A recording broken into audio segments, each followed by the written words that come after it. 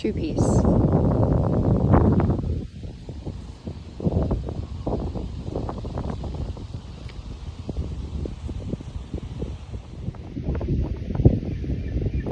Hi guys, it's me, it's Jean.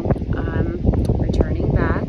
Usually, if you see me, I've been on TikTok. I've been doing a lot of videos geared towards awareness, and I recently decided to take it to YouTube because my videos that I was trying to post are a little too long. So YouTube just allows you to give you as much time as you need to kind of go through if it's a documentary or if it's just whatever the case may be. So yes, my name is Jean. I was diagnosed with a arterial vascular malformation in the cerebral cortex back in 2012 here in beautiful Erie, Pennsylvania, and that's where I am right now shooting this. Behind me is the Lake Erie, and I'm at the beach because I'm a beach girl. I'm currently in Charleston, South Carolina, and that's where my home is, my house, all that jazz. I'm just here on a vacation to see some family, and I thought, what better time than to really open the first video than to be where it all started.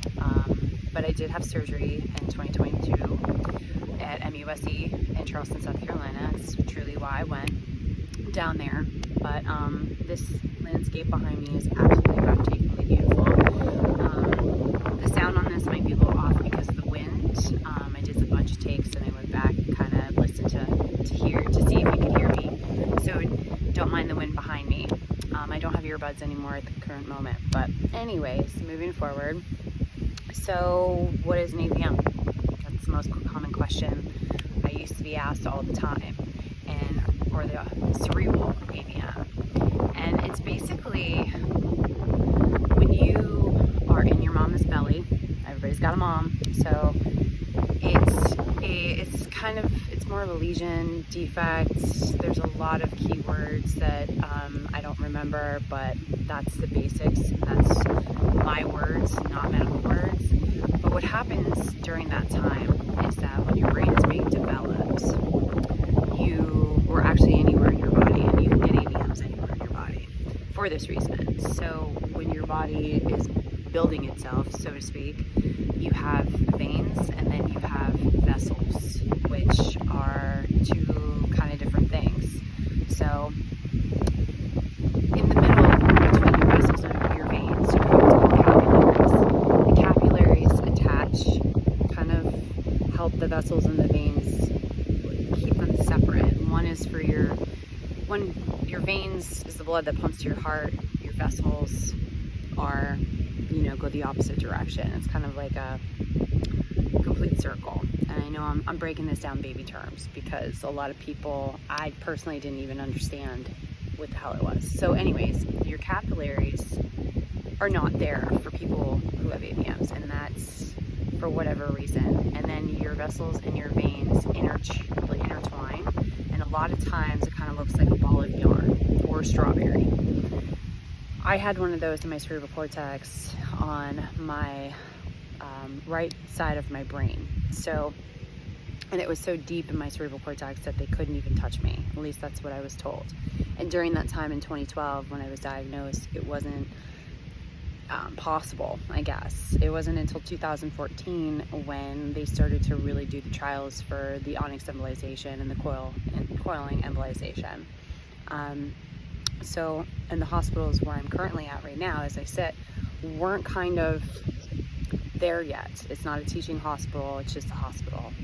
And that's honestly where a lot of these surgeries were available, was in teaching hospitals. There was one in Boston, or it still is, Boston General in Boston, Massachusetts. And then there is also Duke Hospital going down from the East Coast. You have Duke Hospital, which is also a teaching hospital, and MUSC, that's where I had my surgery in Charleston, South Carolina. It is also a teaching hospital. And then there's the Mayo Clinic in Florida, which is also a teaching hospital. So yeah, I didn't have a lot of options, so I ended up uprooting my entire life back in 2015 for a lot of reasons. I love Charleston. I spent a lot of time in Pawleys Island that introduced me to Charleston. So I felt like it was the right decision because I was already familiar with the area.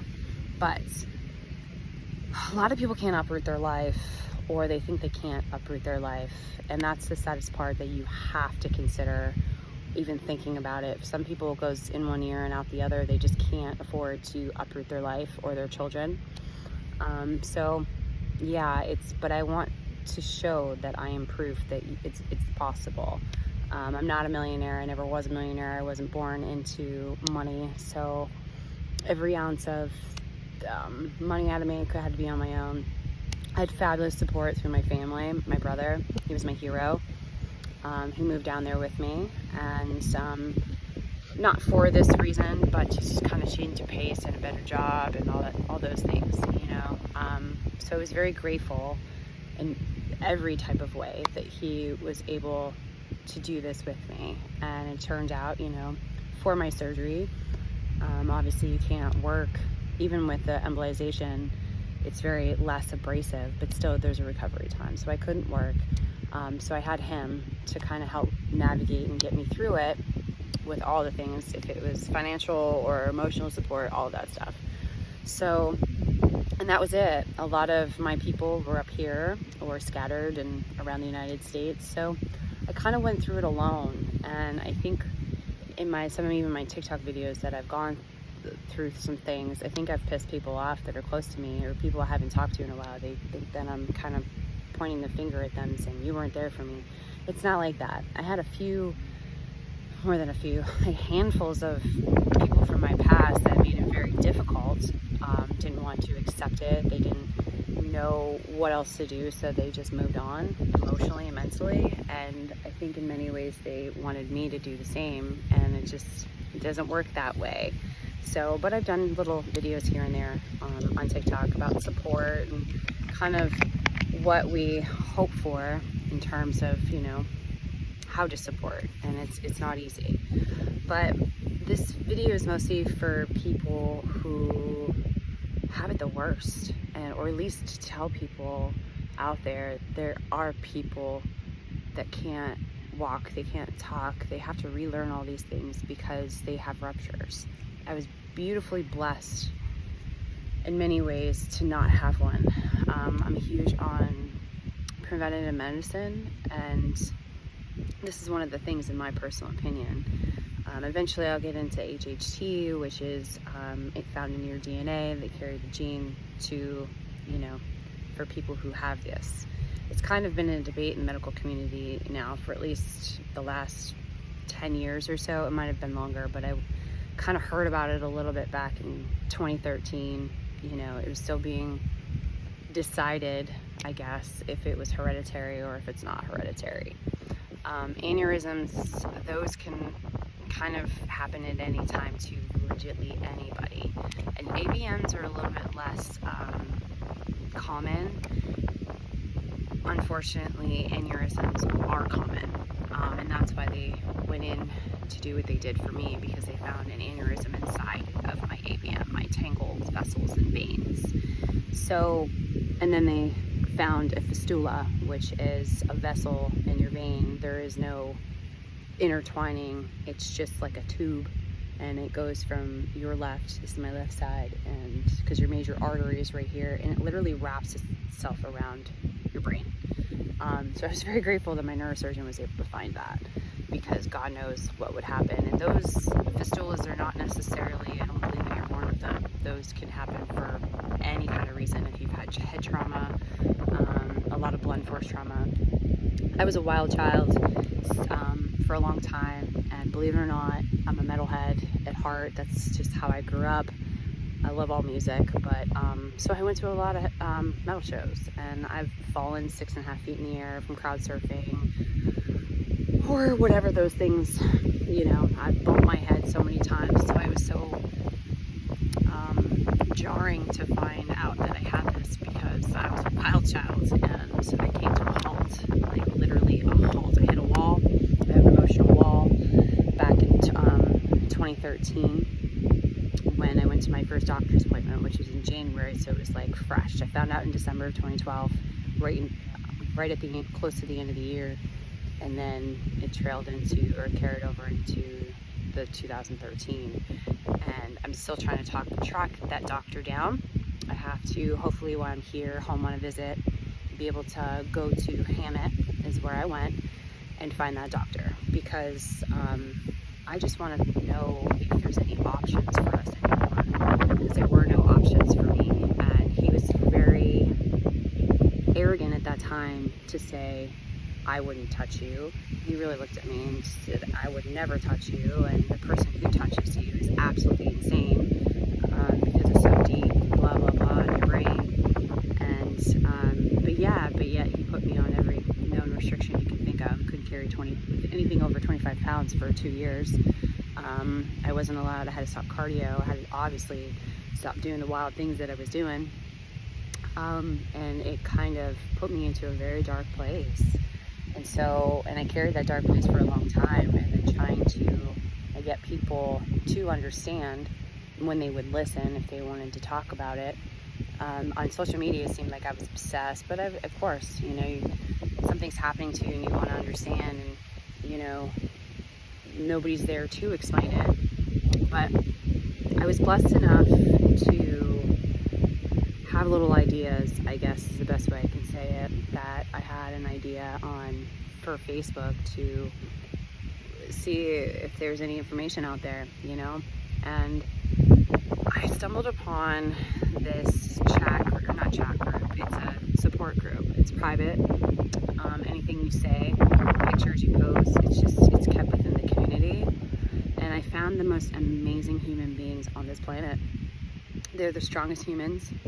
They are the most realistic people, but the most positive people.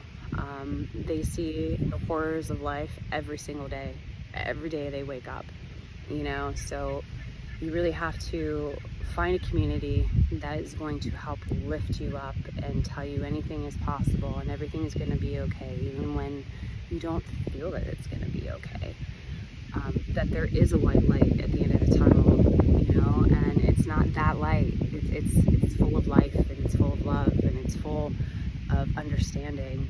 And the name of this support group is the Joe Nicaro Foundation.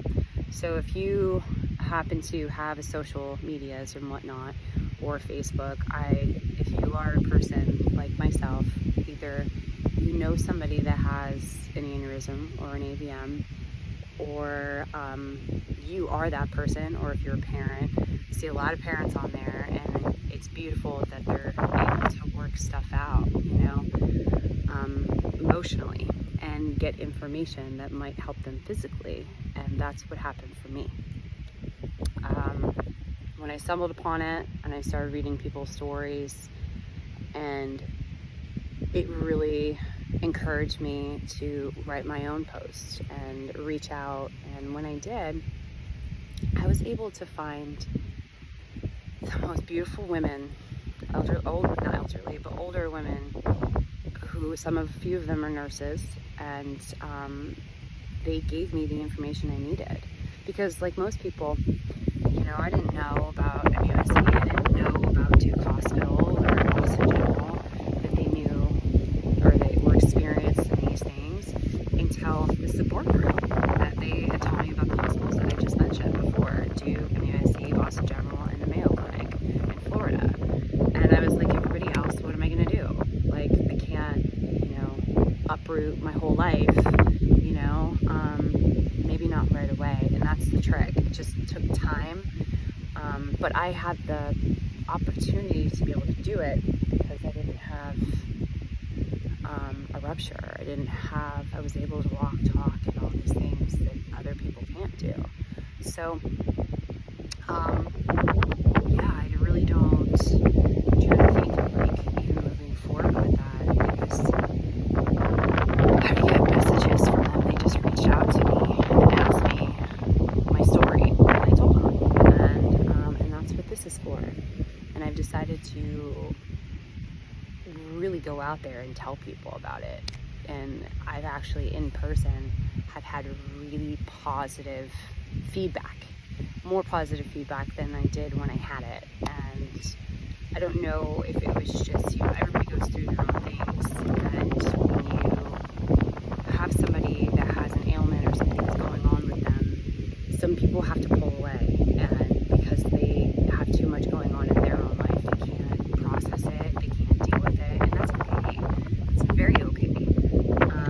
I've personally been there myself. I've had friends who've had stuff going on in their life, and I wasn't emotionally able to be there, so I had to step away, and saw them years later, and I didn't know what to say. I was speechless. All I could do was just almost tear up and tell them that I was sorry, and she wasn't able to be there for me either. So it's pick your battles. That's what I learned through all this. Pick your battles. Human beings are human beings, and we try to deal with what we can. And that's how it just won't happen again. So let's see. That's getting edited. So I had paused. It's kind of stopped it for a second. Just a little bit. So I don't want to get too much into it because this is the first real video where I'm introducing myself and all that good stuff. But I just want you guys to know, the ones that this is geared towards, that have or know somebody that has these things, just keep them positive, keep encouraging, keep the love, but also be realistic. Let them have bad days, because those good days lead you to good days. I used to tell friends and whatnot, if you're going through things, just don't stay there, don't sit, you gotta move on. But I hope to see a lot more of you, or meet some of you guys. I got a few blessings from this book. I had mentioned to share some of their stories, and I will get into that further, and I will also get into how to get yourself tested for HHT, how to talk to your doctor, what doctors out there that are skilled, or because I was also taught by this beautiful group how to research doctors and credentials, find out what they're specialized in, because neurosurgeons, it's a very large spectrum of things that they do. So, and I've been through 7 of them in here currently in Erie, Pennsylvania. So, whereas Charleston has a lot of options. So I'm going to get more into that, and then I'm also going to get more into showing you the hospitals. So I hope to get feedback from you guys, and I wish you all the love and all the light and all the blessings. So until then, cheers and take care. I'll see you soon.